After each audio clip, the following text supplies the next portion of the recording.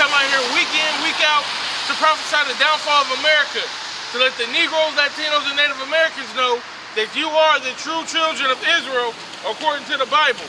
To let the so-called white man know that he is Esau according to the Bible, okay? And that America is Babylon, described in the scriptures, and that it's going to be destroyed in the Third World War. All right, with that being said, we give all praise to Yahawah, BAHASHAM, YAHAWASHI, BAHASHAM, RAWCHAA, QADASH. Double honors to the apostles and the elders of GMS. Salutes and honors to the elect, all the brothers across the four corners who are enduring in truth and sincerity. Also the women and children who follow. Okay, so like I said, America is Babylon and it's going to be destroyed in this upcoming Third World War, which is taking place right in front of our faces. If you're into the news, which you should be, okay, because that's our job. That's one thing me and the brother was talking about the other day. Prophecy. That's our job, to understand and to push prophecy. So if you're into the news and you've been doing your job, okay, then you know about everything that's going on right now. As far as Iran, as far as China, Russia, all right, the Middle East in general. You know, all these things are taking place, and it's all part of the Lord's algorithm to make this Third World War prop off. So Ecclesiastes 39 verse 1, but he that giveth his mind to the law of the Most High and is occupied in the meditation thereof. That's occupied in the meditation thereof, man. That's what your time should be. That's where your time should be taken up. Your free time, as well as your study time, man.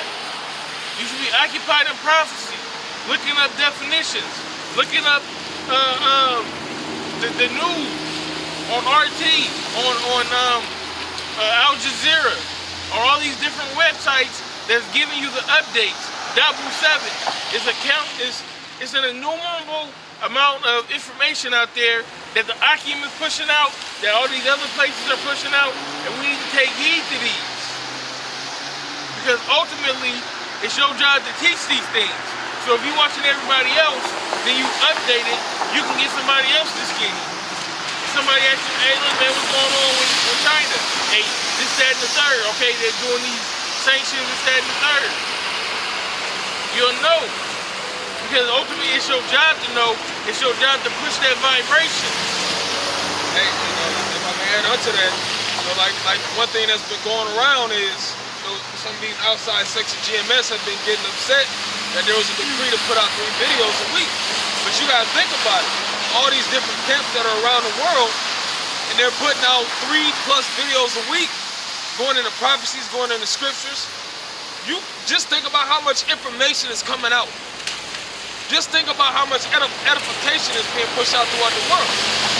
All right, because like we say, like the scriptures say, it's not a commandment.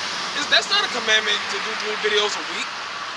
But it's so much information that's being pushed out, so much things that's gonna lead to you getting deeper in the spirit, you know, because when a brother might come out with something that you might have missed, and then you like, oh, okay, yeah, I'm gonna get into that, or you know what I'm saying, you will complement that with a video, or you know, however that goes, the spirit is moving. Information is being put out there. That's what the videos are about, man. That's what the studying is for, like the brother's going into. Yeah. No, that's all I'm saying. I say y'all completely miss the whole purpose of putting out 3 videos a week. You know what I'm saying?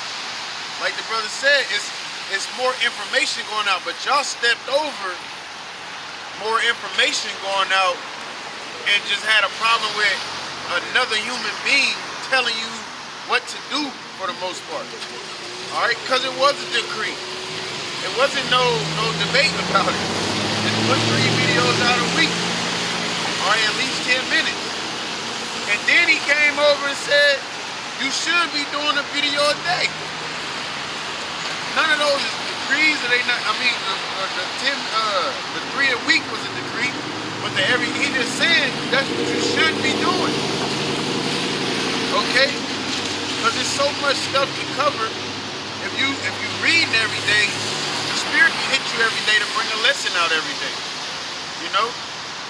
If you do what you're supposed to do, everything else will just fall intact, just like a boxer. All right. If they listen to their corner, if they do the things that they practice in the gym, all right. Here it is, all week. You throwing jabs, you slipping and this and that, and then you just go out there windmilling and shit. You deserve to get knocked out, man.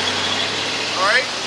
But if you keep everything tight, like the brother said last week, that's why they got, breaks in between the rounds. It's not just a rest, but hey, this is what we see, this is what's going on, this is what you need to do. You know what I'm saying? And that's what Apostle Tahar did. He said, through the Spirit, he's like, basically, man, enough ain't getting done. And it's never going to be enough. I feel like Apostle Tahar is never going to be enough. But what's wrong with that? You feel me? What's wrong with him feeling that 2, 3 videos, 4 videos, 5 videos a week is still not enough, man? All right? Said to all.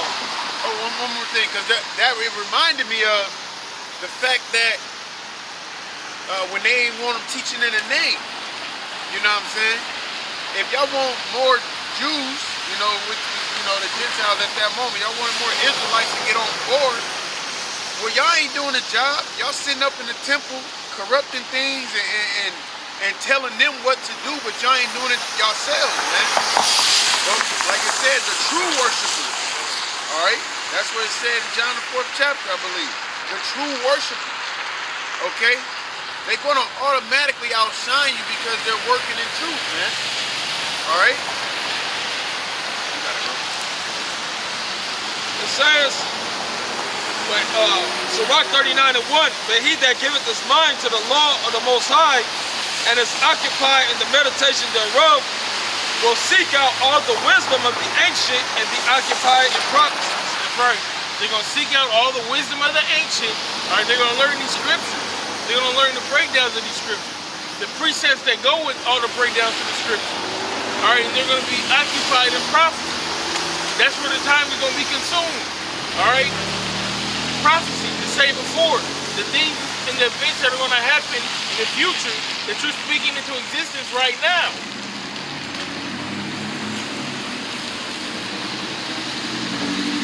This is 2nd Ezra chapter 9 and verse 1. He answered me then and said, measure thou the time diligently in itself, and when thou seest part of the signs past which I told thee before, that's prophecy. The signs past that I told you before. It's talking about something that's going to happen in the future that you read that took place in the past. Because everything in this book was written in the past, but it's taking place in our present, some in our past, but most importantly in our future.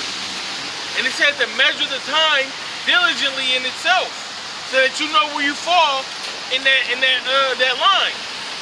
When you was in school and they made you do a time graph, basically, where you write the line, then it was a circle, and a circle, and a circle, and a circle, and you had all your dates to go along with it, and this has been happening at this part, this has been happening at this part, and this has been happening at this part.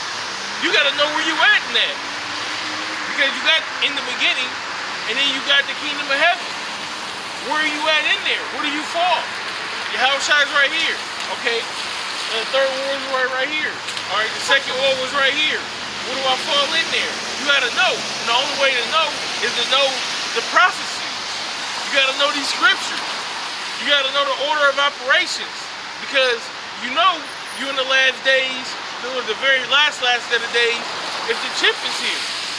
The chip is here. It hasn't been fully manifest, but they're pushing it. So now we know exactly where we sit on that timeline. Isaiah 42 and verse 9.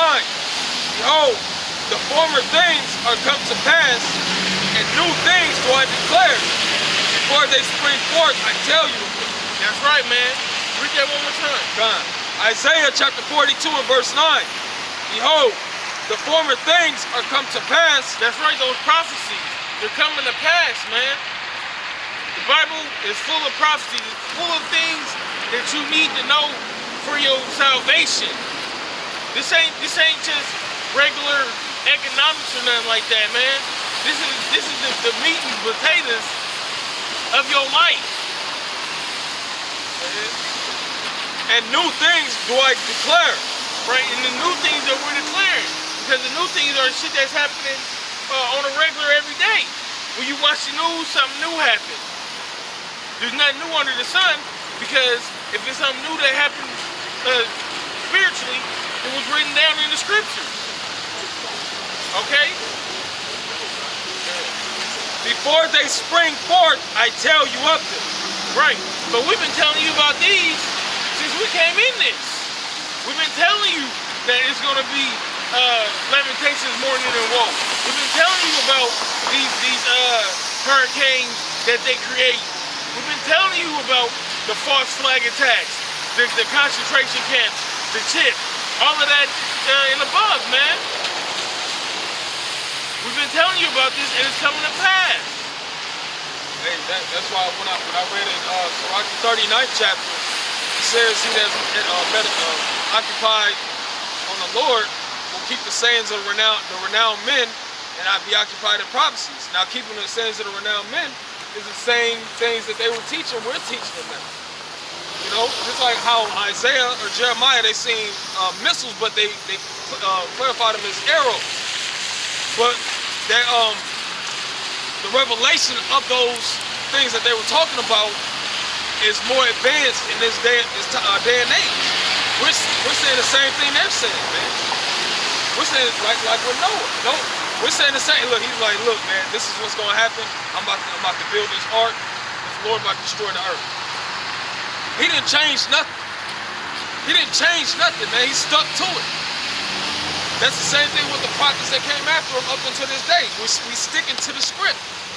We ain't changing up nothing, man. We going with the algorithm of the Most High, man.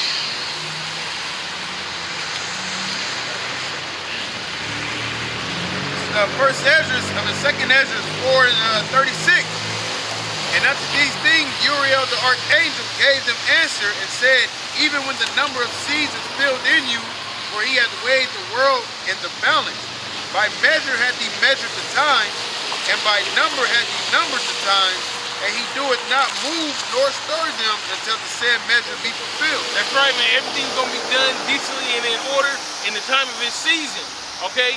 The Lord's not going to speed up his program for you, and he's not going to slow it down either. So everything's going to happen when it's supposed to happen, okay? It's the domino effect. One thing happens, and the next thing, and the next thing, and the next thing, and the next thing. The butterfly effect, whatever you want to call it, the snowball effect, everything has an order of operations, and it's going to happen in that order, okay? Please excuse my dear Aunt Sally. That's what the Lord got. He got his own, please excuse my dear Aunt Sally. Algorithm. Got another one, man. This is second Ezra's 14 and I'm gonna just pick 14 and 6. These words shalt thou declare, and these shalt thou hide. And now I say unto thee, that thou lay up in thy heart the signs that I have showed, and the dream that thou hast seen, and the interpretation which thou hast heard. For thou shalt be taken away from all, and from henceforth thou shalt remain with my son, and with such as be like thee, until the time be ended. For the world hath lost its youth, and the times begin to wax old. For the world is divided into 12 parts, and the 10 parts of it are gone already. That's right, the world's being divided into 12 parts. It's talking about the 12 tribes of Israel, okay? Because we are the world. You know, no Michael Jackson. But we are the world that scripture is talking about right here, and Isaiah 42. We are the world, okay? Nothing else matters in this world. The 12 tribes of Israel. Well, it's really talking about the time. Because it says, for the world is divided into 12 parts, and the 10 parts of it are gone already, and half of the 10th part. So if you lay it back to when you was talking about the timeline. So the angels basically tell him, look, you got 12 parts, and 10 and a half is already gone up. You know what I'm saying? Because this was during the Babylonian period. So he's telling them, like, we basically got a world and a half left. You know what I'm saying? We got a world and a half left, which now we could be in the 11 and a half of it. Already could have been a whole half since the time he told Ezra this until now. But we do know we almost at that, it's just like the clock, the doomsday clock.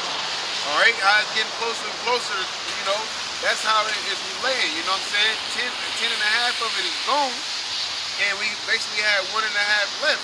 We get to that 12th part, that's the end of this world right here, man. That's the end of Esau's rulership, and that's the end of his time. All right, because it says, now therefore set thine house in order, and renew thy peace. Comfort such as them as be in trouble,